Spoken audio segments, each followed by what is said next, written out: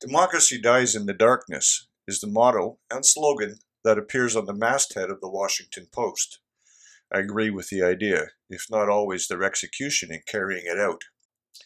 In the early part of the last century, U.S. Supreme Court Justice Louis Brandeis, who served in the highest court in the land from 1916 to 1939, said, quote, "Sunlight is said to be the best of disinfectants, electric light the most efficient policeman," unquote. In December of 2015, the newly minted Prime Minister Justin Trudeau said in his maiden speech to the House, quote, "We are committed to delivering real change in the way that government works. It means setting a higher bar for openness and transparency, something needed if this House is to regain the confidence and trust of Canadians," unquote. Well, that was then. In 2020, in the aftermath of the scandal, which is being investigated by the Standing Committees on Finance and Ethics in Parliament, his Liberal MPs have been anything but open and transparent. We have witnessed the better part of 4 days of various Liberals engaged in a filibuster to prevent opposition MPs from getting documents relating to the scandal tabled in committee. Frankly, it's been embarrassing to watch the machinations of the collected Liberals that they have gone through to keep these documents from ever seeing the light of day. Why is the real question.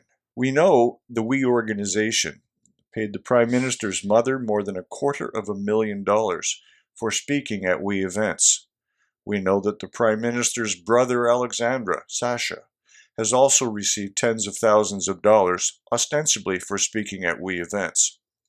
And we know the Prime Minister's wife, Sophie, has appeared at multiple events and accepted travel and hotel arrangements at the very least from in the past few years.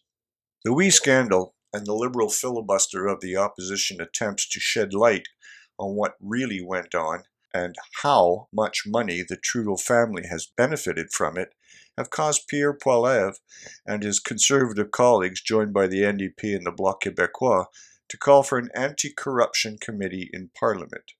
Stunning stuff.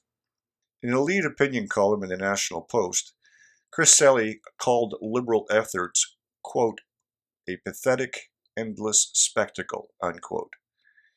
To help understand how pathetic, Conservative MP for Leeds Grenville, Michael Barrett, said on Twitter late Thursday, quote, "The Liberals are blocking the release of documents. We are in our 8th hour. What are they trying to hide?" Unquote. That's the crux of all of this. There must be something for Canadians to see, or the Liberals would not be fighting hammer and tong to keep those requested documents secret.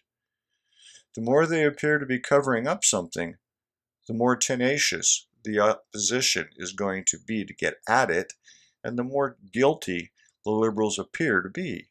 It would seem the opposition smells blood in the water. When the committees reconvene next week, it will be interesting to see if the Liberals keep battling from the parapets or realize the futility of this charade.